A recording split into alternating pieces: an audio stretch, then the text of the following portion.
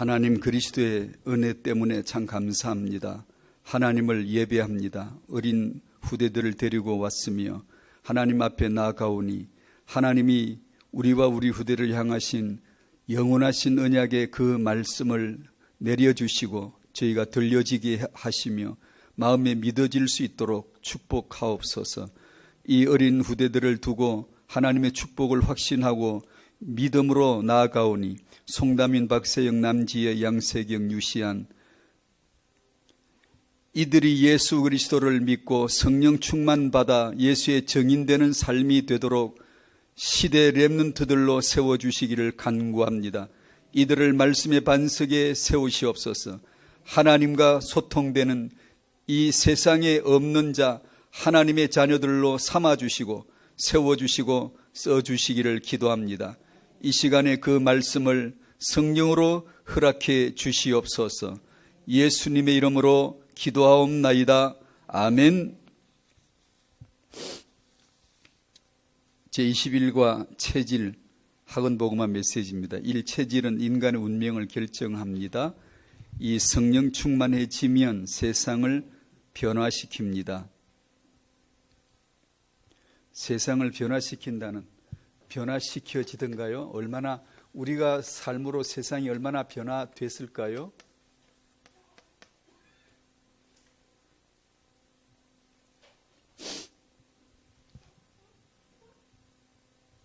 이 지구상에 기독교가 출현한 게 그거보다 성령이 오신 지가 2000년이 지났는데 10년이면 강산이 변한다고 하는데 성령이 오시고 2000년이나 지났는데 얼마나 변했을까요?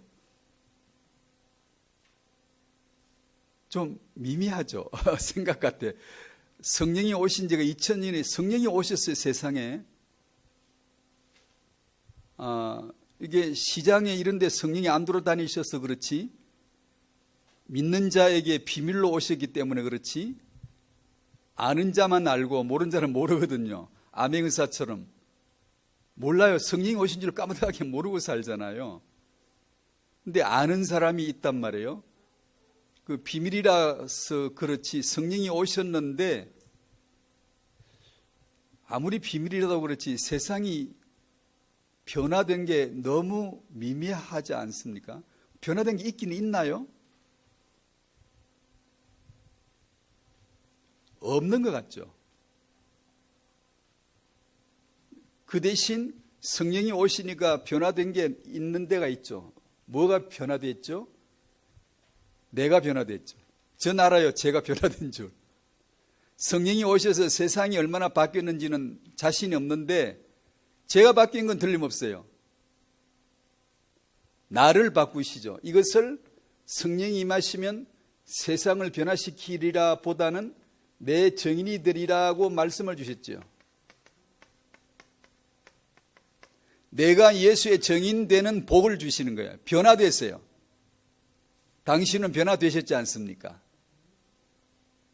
세상이 나 때문에 변화된 건 글쎄 찾기가 좀 어려울지 모르지만 예수 믿는 자는 내가 변화된 건 확실하잖아요. 전 그건 확실합니다. 전 변화됐어요. 달라졌거든요.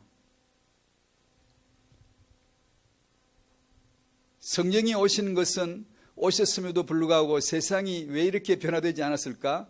본질적으로 설명드리자면 이 변화는 변화를 시키는 게 아닙니다. 세상을 변화시키려고 하지 마십시오.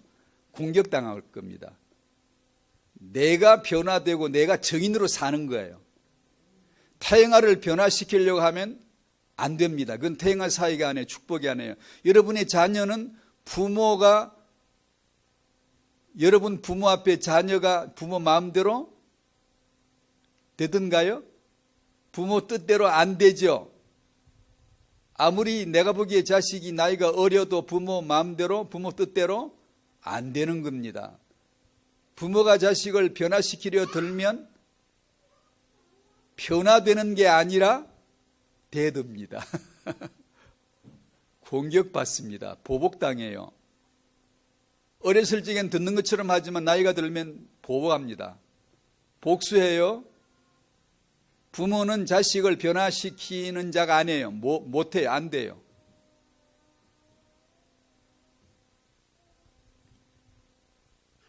타인과 부모가 해야 될 일이 그럼 뭘까요?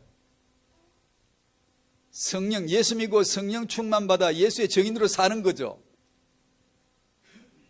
예수의 정인이란 말은 삶이에요. 삶. 어떤 교리 선언이 아니에요. 어떤 말 몇 마디가 아니에요. 정인이란 말은 순교자가 되어 사는 거예요. 십자가의 삶을 사는 거예요. 성령은 왜 오셨죠? 우리 어깨에다 십자가 하나씩 척척 지워 주시려고 오신 거잖아요. 성령이 오시면 마음대로 못 살아요. 그분과 일일이 협의해야 돼요. 예 알았어요. 들어야 돼요. 안 듣고 마음대로 살고 싶으면 성령 받지 마세요. 사도들은 성령 받고 전부 다 자기 뜻대로 못 살았어요. 공적 생애를 살았어요. 복음에 유익되도록만 하나님이 끌어가시는 거예요. 성령 충만 받으면 받을수록, 성령 충만 안 받으면 나의 길, 마이웨이로 가는 거예요. 육의 길, 나의 중심, 세상 중심, 출세 중심, 성공 중심으로 질주하는 것이고, 성령 충만 받으면 예수의 길, 아버지의 뜻, 말씀으로 복음의 길로, 십자가의 복음으로 가도록 이끌어 주세요. 예수의 정인의 삶이죠. 타인과 축복의 완벽한 메시지예요. 타인과 축복은 뭘까요? 예수 믿고 성령 충만 받아 예수의 정인으로 사는 것. 더 있으면 내놔보세요. 그보다 더한 게 있겠어요? 우리가 받은 축복이 더 이상의 축복이 있을 수 있어요? 우리가 받은 게 이겁니다. 우리가 받은 축복이 이겁니다. 예수 믿는 것, 성령 충만 받는 것, 이로 사는 것. 이것이 우리가 받은 축복이에요. 우리는 타인과 축복할 수가 있는 거예요. 타인과 후대가 축복받을 수밖에 없게 되어 있죠. 예수 믿고 성령 충만 받아 예수의 정인으로 사는데 이보다 더 좋은, 임신부가 예수 믿는다, 성령 충만 받았다, 그 자리에 앉아있다. 그 태아에게 그보다 더한 축복이 도대체 뭐가 있겠습니까?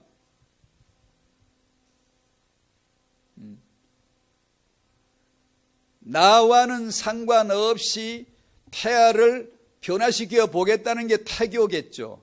어떤 기법으로, 어떤 방법으로, 어떤 교육적인 수단을 통하여 태아를 변화시켜 보겠다, 영유아를 변화시켜 보겠다, 내 자녀를 교육을 잘해서 변화시켜 보겠다. 그래서 스카이캐슬 같은 강남 아줌마들이 나오겠죠. 왜냐하면 교육으로 되니까. 되거든요. 좋은 학원에 보내고 좋은 커리큘럼에 좋은 선생님 만나게 해주면 되거든요. 그러니까 되는 줄 착각하고 그렇게 하잖아요.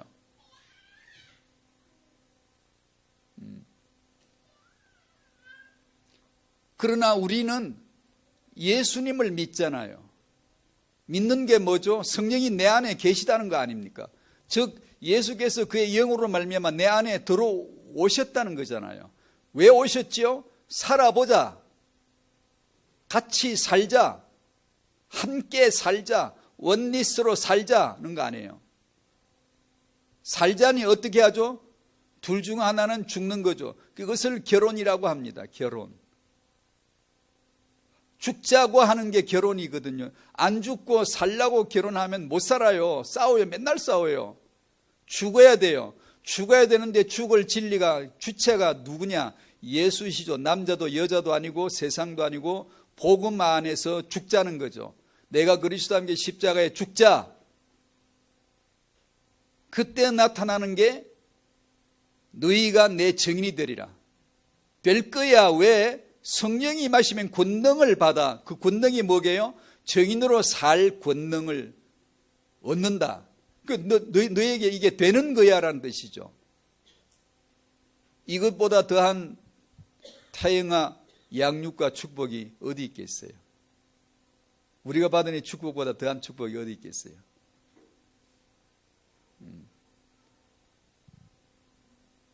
성령이 오신 지가 2000년이나 지났는데 세상은 아직도 이렇게 달라진 게 없구나? 당연하죠. 세상을 변화시키러 오신 분이 아니니까. 그럼 뭐 하러 오셨지요? 세상에 속해 있던 그 중에 은혜에 의해서 택함받은 자, 창세전에 그리스도 안에서 택하사 우리로 사랑 안에서 그 앞에 거룩하고 흠이 없게 하시기로 작정된 자를, 세상을 변화시키는 게 아니라 여기서 택한 자를 불러내는 거죠. 여러분을 불러내신 것이죠. 하나님은 세상을 변화시키는 게 아니라 당신을 불러내 주시고 당신을 변화시키려 하셨던 것이죠. 그래서 우리는 변화됐지 않습니까? 교회가 됐지 않습니까? 세상은 변화되지 않습니다. 왜냐? 하나님이 건드리지 않아요. 세상을, 성령이 오셔서 세상을 변화시킬 마음을 가지셨다면 아무리 안 변해도 그렇지 세상이 이렇게 지금 이 모양으로 돼 있을 리가 없잖아요. 아무리 그래도 그렇지. 하나님은 자기 나라를 영토로 세우지 않습니다. 우리나라 주권 영토가 있듯이 이런 영토를 세우지 않아요. 만약에 그렇게 하나님 나라를 세우려고 했으면 지금 이 지구촌 아무리 교회가 우리가 모자라고 부족해도 요만큼은 정복했어야지.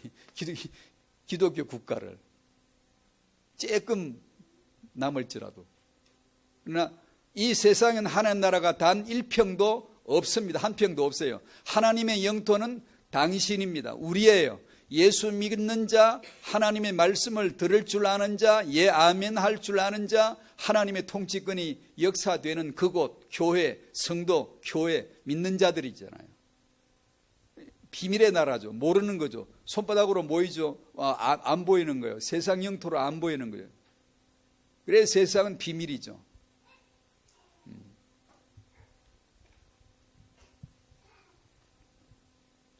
여기서 했던 말 중에 제가 마음에 상기하고 싶네요. 저도 복습하고 싶네요. 부모는 자식을 변화시키는 자가 아닙니다. 변화시키려 들면 보복당할 겁니다. 내가 예수 믿고 성령 충만으로 예수의 증인으로 살 뿐입니다. 살면서 자녀에게 그 언약이, 그 복음이 그대로 영향되는 것이겠죠. 보는 거겠죠. 보는 것보다 더 강력한 메시지가 어디 있겠습니까? 하나님의 의도하시는 것은 정인이죠. 정인. 정인으로 살 뿐인데 내가 회사에 가면 사람들이 뭔가 보이지 않는 힘을 느끼죠. 변화될까 말까? 뭔가 나도 저 사람 믿는 예수를 믿어볼까? 이렇게 묻는 자가 나와요. 있어요. 그러면 증인이 되는 거죠. 나와 같이 교회 가보자. 아니면 내가 복음을 정확히 이렇게 제시해 준다든가 이렇게 할 수가 있죠. 증인의 삶. 태영아의 제일 축복인 것 같습니다. 그 증인의 삶으로서 오늘 후대에 이어질 역사, 창세기 6장을 펴시고 흑암 가문의 역사, 언약 가문의 역사, 오늘 우리가 해야 될 것 이렇게 나눠서 한번 잠깐 말씀 받도록 하죠.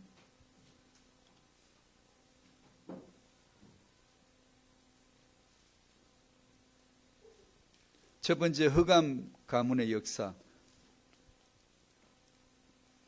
먼저 번에는 첫 번째 사건은 창세기 4장의 가인의 가문 4장 16절에서 24절까지 후손들이 성을 쌓고 가축을 하고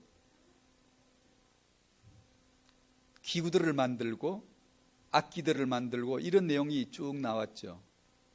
아마 가인의 후손들에게 마이크를 탁 대고 인터뷰를 하면서 비전이 뭡니까? 라고 물었더라면 나는 내 전공이 건축이니 건축을 통하여 하나님의 영광을 나타낼 겁니다.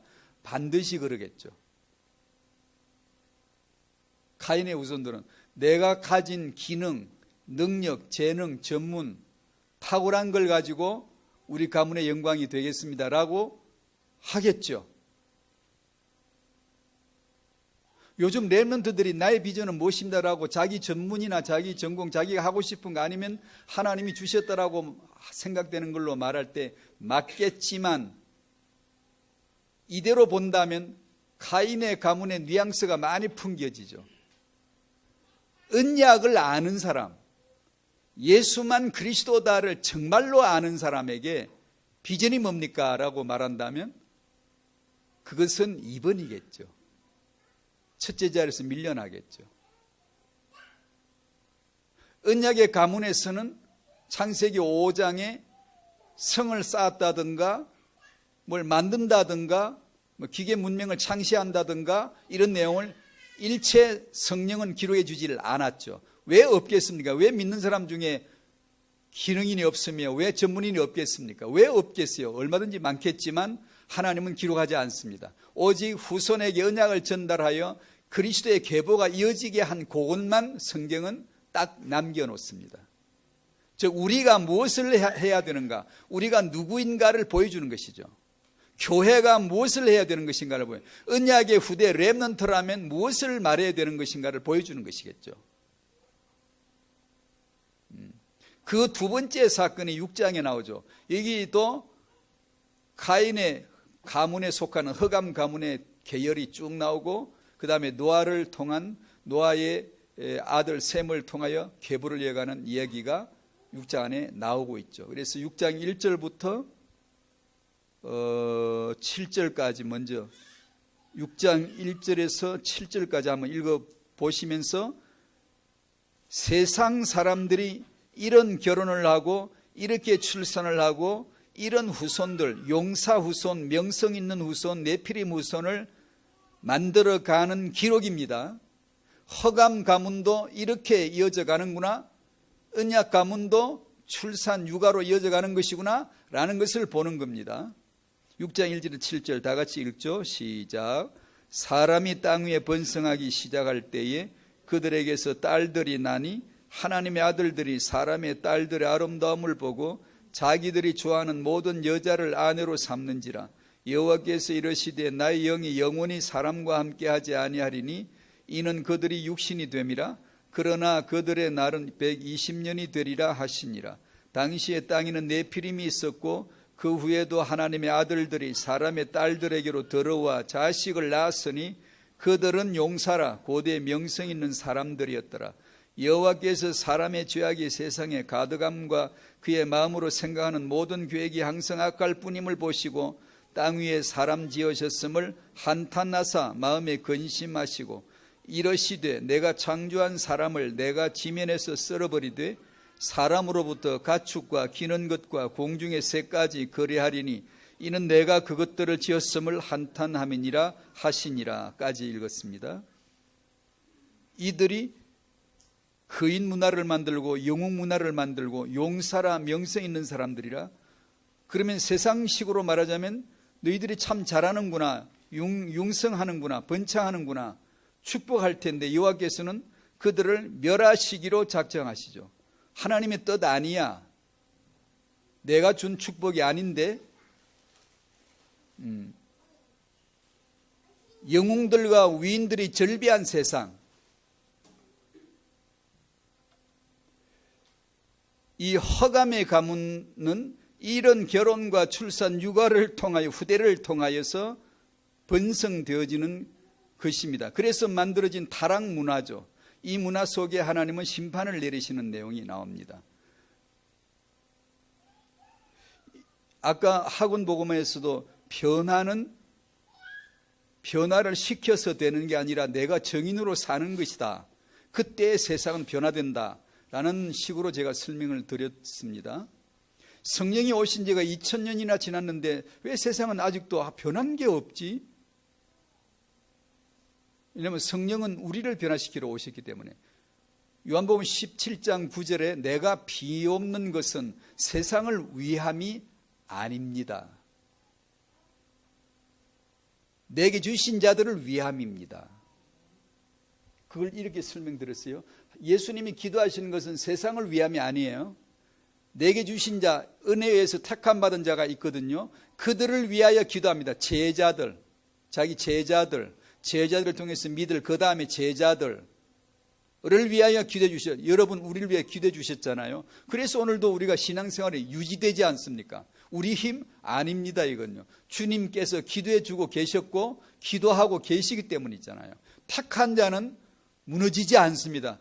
떨어지지 않아요. 넘어져도 얼마든지 하나님의 은혜로 회복시켜 주시잖아요. 우리 힘으로 아닙니다요. 주권입니다. 하나님의 주권이에요. 그처럼 세상은 그렇구나. 또다시 여기서 한 가지 질문, 이런 궁금해 보신 적이 없나요? 불신자는, 예수 안 믿는 사람은 저주와 흑암 아래에 있는 게 분명한데 왜 세상의 지배층이지? 지금 세상을 지배하고 있잖아요. 예수를 믿고 하나님의 자녀된 자들이 하나님의 축복을 받는 거 믿으시죠? 우리가 믿잖아요. 불신자는 그런 축복이 있는 게 아니라 저주 아래 있고 멸망 아래 있고 반드시 멸망으로 가게 되어진 자들임을 성경은 기록했잖아요. 우리 알잖아요. 그런데 세상에서 보면 예수 믿지 않는 자가 더 잘 돼요? 예수 믿는 자가 더 잘 돼요?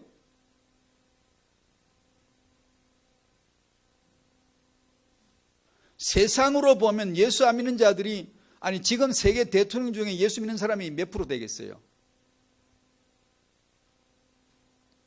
지금 세계 과학자들 중에 예수 믿는 사람이 몇 프로 되겠어요?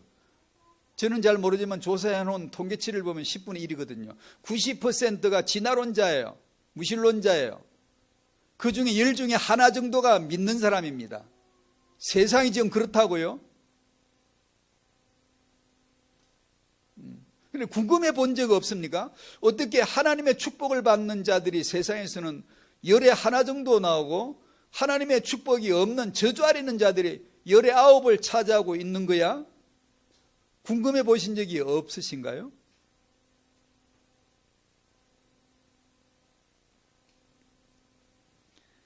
불신자들이, 저주 아래 있는 자들이, 우상숭배자들이 잘 되는 정도가 아니라 세상을 지배하고 있잖아요. 통치하고 있잖아요. 왜 그럴까요? 주권자 하나님을 허용치 않으면 되겠습니까? 가인의 가문이 성을 쌓고 재벌이 되고 과학 문명을 발달시키고 무기를 만들고 이것이 하나님의 또 하나의 주권 아래 있지 않으면 그게 되겠습니까? 하나님이 심판하기로 하시면 그게 존재가 되겠습니까?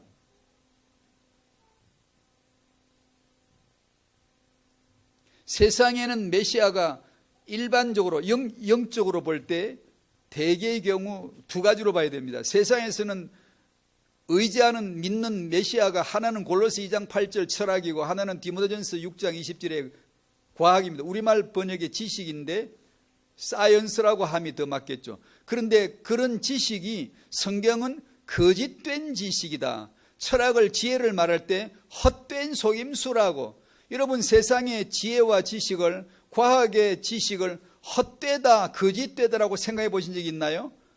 아니죠. 과학으로 살잖아요, 지금. 그걸 거짓되다고 말하는, 성경 하나 외에는 그렇게 말하는 사람 없어요. 왜 과학을 거짓되다고 말합니까? 합리적이고 합당한 과학인데. 성경은 그 본성을, 본질을 꿰뚫고 알고 있는 거란 말이에요. 우리가 반과학적으로, 반지성적으로 살라는 뜻이 아니고요. 그 본성을 알아야 됩니다. 알아야 돼요. 그 본성을 알게 하는 건 예수의 복음에 성령의 충만 외에는 있을 수가 없잖아요. 그래서 우리 렘넌트들이 성령 충만 안 받고 성령의 힘으로 업을 하듯이 학업을 하지 않으면 체질의 3번이 렘넌트가 학업할 때 이 힘으로 해야 됩니다. 그 메시지 주셨잖아요. 만약에 렘넌트가 복음을 모른다, 믿지 않는다, 성령을 모른다, 그리고 열심히 공부한다, 그러면 그 지식의 본성을 꿰뚫어 볼 수가 없는 거죠. 거짓된 지식에 속아 넘어갈 수밖에 없잖아요. 세상의 신은, 세상의 메시아는 지혜의 철학이요, 지식의 과학입니다. 사람들은 그걸 의지하지 자기 삶을 해결해 줄 줄 알지 자기 문제를 거기다 의탁을 하지 예수 그리스도에게 의탁하지 않습니다. 우리는 예수를 그리스도로 믿습니다.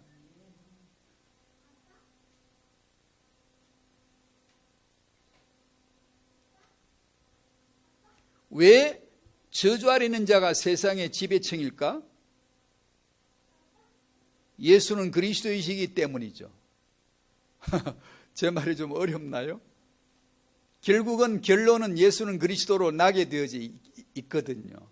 그래서 세상은 그런 겁니다.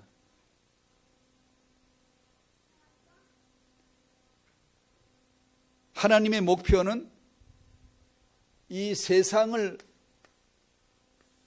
위하여 살리는 게 아니라 세상에서 택한 자를 뽑아내는 겁니다. 하나님의 목표는 딱 하나예요. 예수는 그리스도가 되게 하시는 거예요. 그래서 우리는 언약의 백성들은 자녀들이 성공해야 되겠지만 성공자로 키우겠습니다 라는 비전을 우리는 비전으로 제시하지 않습니다. 그게 필요 없다는 뜻이 아니고 오직 예수 그리스도의 언약이 이 후대에게 전달되기를 진실로 믿습니다. 바랍니다. 소원합니다. 간구합니다가 우리의 언약 안에 나온 비전이죠. 이것을 타영아 부모님이 어느 정도 이걸 정말 믿느냐가 이제 문제예요. 이것이 우리의 사역입니다. 우리의 기도하는 바가 이거잖아요. 우리는 받았는데 받은 것이 뭔가를 알아야 되잖아요.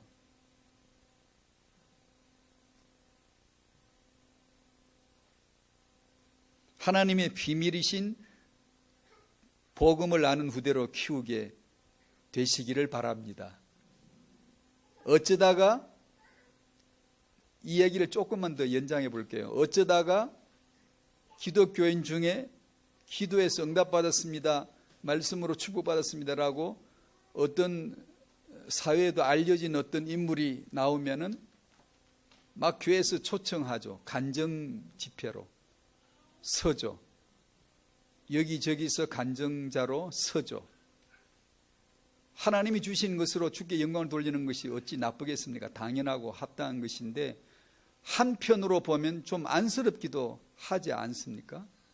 왜냐하면 그런 정도 인물은 세상 불신자 중에 절비하거든요. 그들에게는 없는데 우리에게만 있다 그러면 하나님이 그것과 영광을 받으실란지 모르겠는데 불신자 우상숭배자 중에 절비하거든요. 절비한데 우리들 중에 누군가 어떤 사람이 축복받았다, 응답받았다, 기도했더니 하나님이 이렇게 주셨다라고 하면서 그 개인에겐 맞겠지만 틀린 말을 하는 건 아니죠. 당연히 맞는 얘기지만 세상에는 그런 정도 수준이 많은데 우리에게는 그런 사람의 수준이 하나 생겼다고 해서 여기저기서 그것을 간증자로 세워야 되는 우리 형편이 조금 좀 안쓰럽지 않습니까? 조금 우리가 과연 목표한 게 맞는지, 우리 후대가 어떤 후대가 겨냥이 되어야 되는지, 하나님이 우리 후대들 렘넌트라고 하는 비전을 어디다 두고 계시는지, 창세기 5장의 언약의 가문의 족보를 하나님이 왜 그렇게 기록해 주셨는지, 왜 가인의 후손들은 명성 있는 자, 유명한 자, 영웅, 위인, 네피림, 거인들을 특징 지었는지 이따 읽으시겠습니다만 노아의 언약의 가문에는 명성 있는 자, 유명한 자, 위인, 네피림, 거인 아무도 안 나옵니다.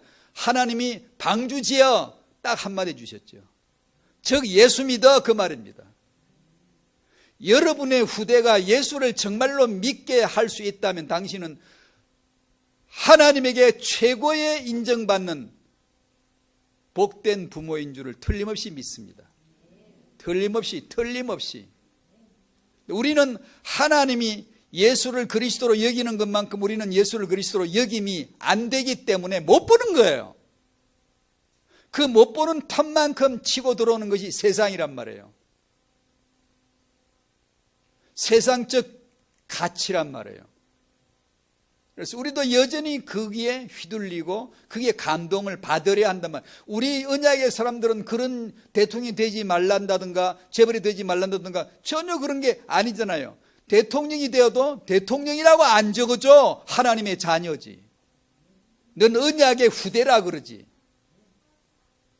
성경은 적어도 성경은 별나시잖아요. 우리들 의견과 같지 않아요. 통속적 개념과 달라요. 세상 보편적인 가치와 달라요. 만인이 다 그렇다 해도 성경은 그렇다고 해주지 않아요. 왜냐? 아시니까. 유일하게 알고 계시니까.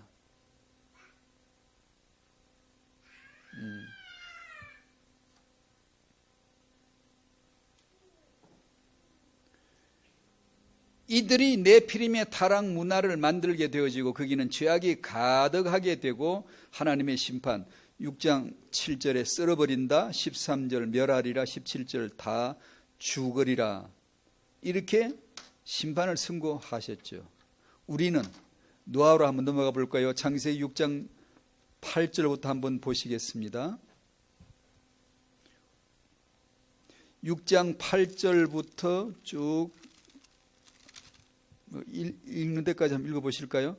8절부터 시작. 그러나 노아는 여호와께 은혜를 입었더라. 이것이 노아의 족본이라. 노아는 의인이요 당대의 완전한 자라. 그는 하나님과 동행하였으며 세 아들을 낳았으니 셈과 함과 야벳이라. 그때에 온 땅이 하나님 앞에 부패하여 포악함이 땅에 가득한지라. 하나님이 보신즉 땅이 부패하였으니 이는 땅에서 모든 혈육 있는 자의 행위가 부패함이었더라. 하나님이 노아에게 이르시되 모든 혈육 있는 자의 포악함이 땅에 가득하므로 그 끝날이 내 앞에 이르렀으니 내가 그들을 땅과 함께 멸하리라. 너는 고페로 나무로 너를 위하여 방주를 만들되 그 안에 간들을 막고 역청을 그 안팎에 칠하라. 네가 만들 방주는 이러하니 그 길이는 300규빗, 너비는 50규빗, 높이는 30규빗이라. 그게 창을 내되 위에서부터 한 규빗에 내고 그 문은 옆으로 내고 상중하 3층으로 할지니라. 내가 홍수를 땅에 일으켜 무릇 생명의 기운이 있는 모든 육체를 천하에서 멸절하리니 땅에 있는 것들이 다 죽으리라. 그러나 너와는 내가 내 언약을 세우리니 너는 네 아들들과 네 아내와 네 며느리들과 함께 그 방주로 들어가고까지만 읽으십시다. 너와는 내가 내 언약을 세우겠다. 방주를 만들고 그 안으로 들어가라. 7장 1절에 여호와께서 노아에게 이르시되 너와 네 온 집은 방주로 들어가라. 8장 16절에 너는 네 아내와 네 아들들과 네 며느리들과 함께 방주에서 나오라. 나왔으니까 9장 1절에 하나님이 노아와 9장 1절은 같이 읽으십시다. 시작. 하나님이 노아와 그 아들들에게 복을 주시며 그들에게 이르시되 생육하고 번성하여 땅에 충만하라. 아멘. 아브라함과 하와에게 남자 여자에게 복을 주시며 이르시되 생육 번성 충만. 노아와 그 아들들에게 복을 주시며 이르시되 생육 번성 충만. 제2의 아담이니까 중시조니까 똑같은 언약과 복을 주시는 장면이 나오죠. 여기서 특징 짓는 건 은혜죠. 은혜를 입었더라. 은혜를 주시는 것이죠.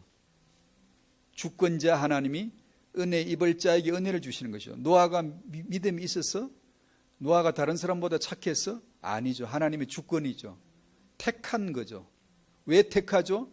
차별 아닙니까? 예, 차별 맞습니다. 편애입니다. 차별입니다. 토기장이가 토기를 마음대로 만들 권이 없겠니?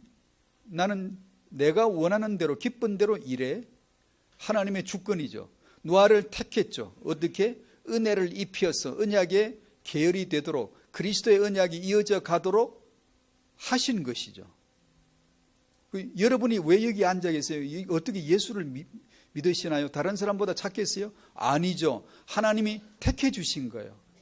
그래서 우리는 그냥 조건 없이 감사드릴 수밖에 없는 거잖아요. 감사합니다. 감사합니다. 그래서 노아와 그 아들들이 여기 기록이 됩니다. 이들에게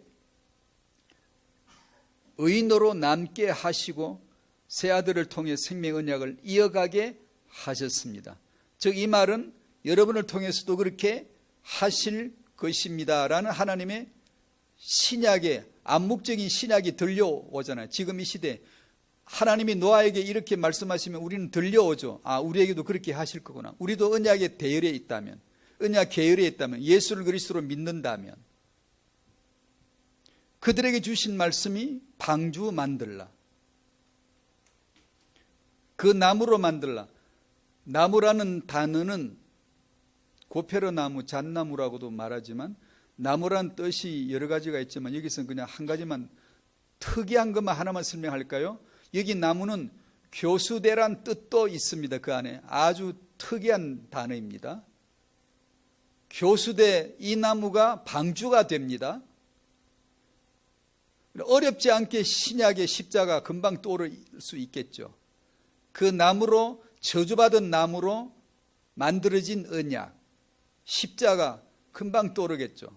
예수 그리스도 지신 십자가, 나무에 달린 자마다 저주 아래 있는 자라 하였다. 교수대, 그 나무에 달린 자 저주 아래 있다. 금방 연상되죠. 그래서 이 나무란 단어 속에는 교수대란 뜻이 있는 단어를 택한 겁니다. 그것으로 방주를 만들어. 방주는 뭐죠? 태바, 언약궤, 방주, 언약, 법궤, 모세를 담은 갈대 상자, 갈대, 태바, 언약, 지성소의 태바, 언약궤, 노아가 만든 방주, 태바, 언약, 똑같은 세 단어, 성경에 3번 나온다 그랬죠? 그 중에 하나 여기 나옵니다. 방주를 만들고 방주 안으로 들어가라.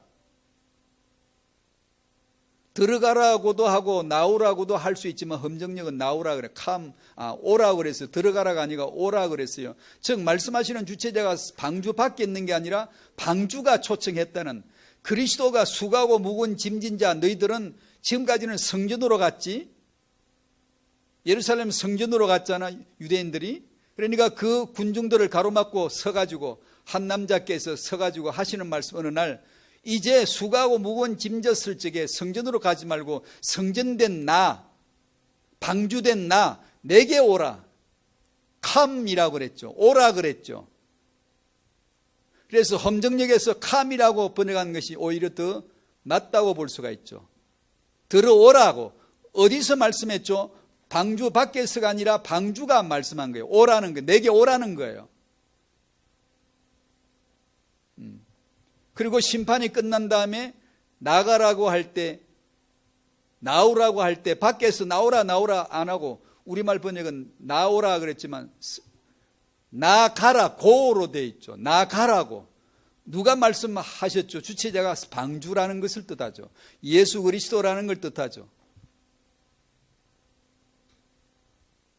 그저 쉽게 말씀드리면 십자가 그리스도, 우리가 예수는 그리스도라고 믿는 것은 정말 하나님의 은혜 입은 자, 은혜를 입혀주신 거잖아요.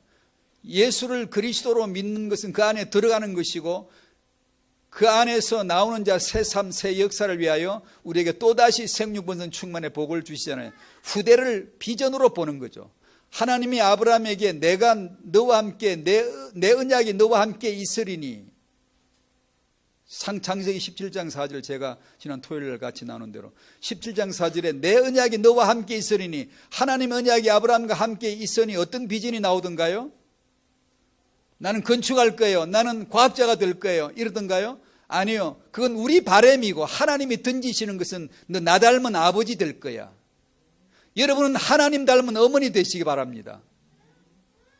나머지는 기능이 필요 없다는 뜻이 아니에요. 언약의 본질적인 비전을 지금 제시하는 거예요.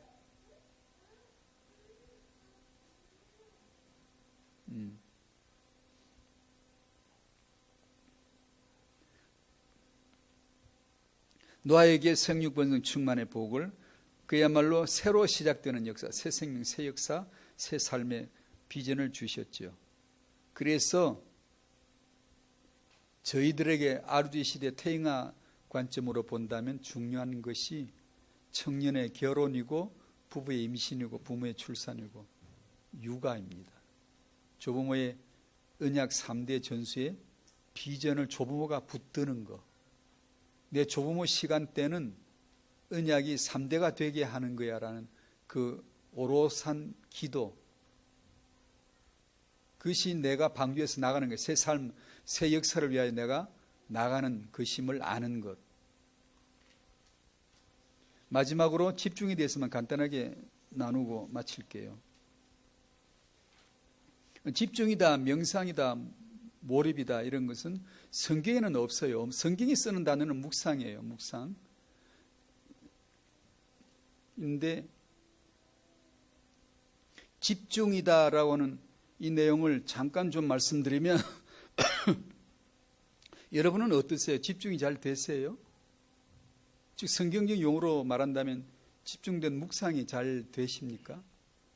묵상이란 말은 고요하게 시간 속에 고요한 마음을 가지고 그 언약을 내 이성과 내 지식의 작용이 아니고 하나님이 행하심, 하나님이 들려주신 것, 그쪽에서 온 것, 그분으로부터 온 것, 강단을 통해 주시거나 성경을 통해 말씀 주신 것, 들은 것이 있어야 되죠. 들은 게 없이는 묵상이 안 돼요. 명상은 되지. 들은 거 없어도 내가 생각하면 되니까. 성경 말씀이 있다고 해도 들은 게 없이, 성경이 있다고 다 들은 건 아니에요. 어떤 사람은 받은 말씀이고 어떤 사람은 받은 게 없을 수 있어요. 성경을 모르는데 받은 게 아닌데 스스로 성경을 생각하는 사람은 맨날 성경에서 이상한 걸 뽑아내요. 그걸 묵상이라고 하는 게 아니라 묵상은 위험한 거예요. 몰입, 집중, 명상, 묵상은 굉장히 위험한 거예요. 아무나 함부로 할 게 아니에요, 사실은. 그래서 대개의 경우 잘 못합니다. 석가나 잘했지. 석가나 하라고 냅두시오, 그냥. 우리 명상 안 해도 돼요. 명상하면, 보통 사람들은 명상하면 잘못됩니다. 집중하면 바른 거 안 나옵니다. 창세기 3장 죄인이 명상한들 뭐가 나오겠어요? 석가 혼자 명상하고 타락된 거, 지옥 갈 거 나왔으면 됐지. 다른 사람은 따라 안 해도 됩니다. 묵상은 말씀이라고 해도 묵상을 아무렇게나 하는 게 아니에요. 제가 괜히 겁을 주는 것 같은데 진짜예요. 반드시 받으셔야 돼. 반드시 말씀, 강단을 통하여 말씀을 받으셔야 돼. 들려주신 말씀이 있어야 돼. 그걸 가지고 읊조려야 되는 거예요. 하나님의 영세전에서 영세후까지의 정하신 뜻이 뭐라? 예수는 그리스도라고. 이 하나를 이루시기 위해서 66권의 말씀을 주셨고 천지와 만물을 주셨기 때문에 예수가 그리스도 되시는 이 하나에다가 두고 묵상을 하셔야 돼요. 되뇌이셔야 돼요. 읊조리셔야 돼요.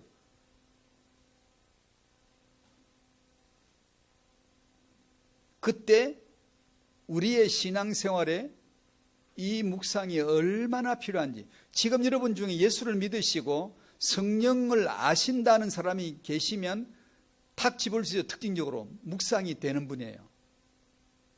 만약에 여러분이 삶에서 묵상이 안 된다, 집중된 묵상이 5분이 채 안 된다라고 하면 굉장히 영적으로 산만한 거예요. 힘 없어요. 여러분 자녀를 가르치려고 하면 안 돼요. 하지 마시고 자기를 말씀의 묵상에다 세우세요. 집중이 되게 하시란 말이에요.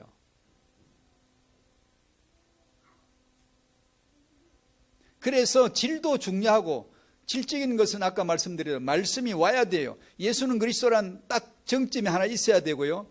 성경을 그걸 모르고 마구 묵상하다가 이단도 나오고 신천지도 나오고 별 단체들이 다 나오고, 왜 성경 묵상하다가 여호와 증인 나온 거예요. 그게 예수는 그리스도라는 하나님의 뜻을 제껴놓고 지 나름대로 묵상하면 그런 식이 나와요. 뭐 적용한답시고 큐티한답시고 지 마음대로 말씀을 갖다가 그러는 거예요. 그래서 묵상은 인간에게 아주 위험한 거예요. 오답을 내니까 낼 수밖에 없어요. 인간은요. 하나님이 내신 답, 예수는 그리스도 안에서 주어지는 말씀을 되뇌어 엎조리면서 생각을 깊이 하는 거예요. 자, 태영아 부모님들에게 권할게요. 정말 강력히 추천할게요. 이걸 꼭 하시라. 꼭 하시라. 이 집중되는 묵상을 꼭 한번 해보시라. 대개의 경우 제가 1대1로 얘기를 해보면 알잖아요. 안 돼요. 안 하고 있어요. 너무 허물허물해요. 영적인 결속력이, 단단함이 없어요. 집중이 없어요. 허물허물 버석버석해요. 그런 가운데서 자녀를 이렇게 랩런트라고 해보겠다고, 아니, 안 돼요. 그런 식으로 자녀를 변화시키려 들면 보복당합니다. 그래서 이거부터 해보시라고요. 간단하게 해보시면 돼요. 처음엔 질도 중요하지만 질적인 것은 그리스도 복음 중심이면 됐고, 두 번째 양이 굉장히 중요해요. 천재는 이 집중 양이 많은 사람이 천재고요. 일반 사람은 이 집중 시간이 굉장히 짧아요. 이 1분, 2분 정도 해보세요. 이렇게 강단의 말씀 본문이나 주제를, 말씀 구절을 이렇게 쭉 읽고 반복해서 읽으시면 되잖아요. 읽고 눈을 감으셔도 좋고 이렇게 마음에 딱 담고 반복해서 그 말씀을 엎조리시고, 하나님이 들려주신 거니까 그럼 나는 뭐라고 알아듣지? 나는 뭐라고 말할까? 하나님이 들려주신 나는 뭐라고 답할까를 자꾸 물어보세요. 생각해 보세요. 아이와 함께 둘이 나란히 앉아서 1분 동안 하자. 아이가 힘들어하면 30초만 해도 좋고요. 시간을 딱 재면서 30초 동안 말씀에 집중하는 묵상해보자 해가지고 하나님이 입을 열고 우리에게 들려주신 거라, 성경 말씀이. 그렇게 우리 자 이제 들었다. 우리가 읽지만 들은 거잖아요. 읽어놓고 아이와 같이 자, 하나님이 이렇게 이 내용을 들려주시는 우리는 뭐라고 말씀을 드려야 될까? 무슨 생각이 나오니? 뭐라고 말씀드리고 싶니? 이런 걸 30분 동안 묵상했다가 30초 지나고 나서 서로 얘기를 나누는 것이죠. 나는 이런 생각으로 이렇게 하나님 앞에 답을 해드리고 싶었다. 너는 어떻게 말씀드리고 싶니? 이렇게 물어보란 말이에요. 이렇게 해서 시간이 1분 정도 늘리고 2분 정도, 5분 정도 이렇게 되는 대로 늘려가시라고요. 이 집중의 묵상은 해도 되고 안 해도 되는 게 아니에요. 성도는 이걸 하셔야 돼요. 이게 안 그러면 영적인 내면에 힘 없어요. 박히질 않아. 말씀에 못이 박히게 없어서 기도하잖아요. 마음이 단단해져야 박히지. 마음이 모래 같은데 박히는 게 있나요? 안 박히지. 말씀의 조임수가 딱 들어와야지. 고요한 중에 집중이 딱 돼야지. 내 내면의 삶은 아무리 주위 환경이 산만해도 관계없이 내 마음은 단단하게 딱 집중이 돼 있어야죠. 말씀 묵상이 되어야죠. 그러셔야 됩니다. 태영아를 잘하려고 하지 마시고 그러셔서 이 언약이 후대들에게 힘있게 전수되는 거죠. 감사합니다. 하나님 아버지, 후대로 이어질 역사임을 보게 해주시고 나를 통하여, 내게 오신 그리스도께서 나를 통하여 후대에게 전달된다라고 하는 이 놀라운 축복의 현장, 이 엄숙한 시간표, 이 더없이 놀라운 언약의 성취의 현장 알게 해주시고 우리 영적 기대감이 차게 하시고 성령으로 충만받아 말씀이 집중 묵상되도록 해주셔서 후대들에게 오직 이 언약의 복음이 전달되도록 그 복 하나밖에 없는 그 복이 되게 하여 주시옵소서. 예수님의 이름으로 기도하옵나이다. 아멘.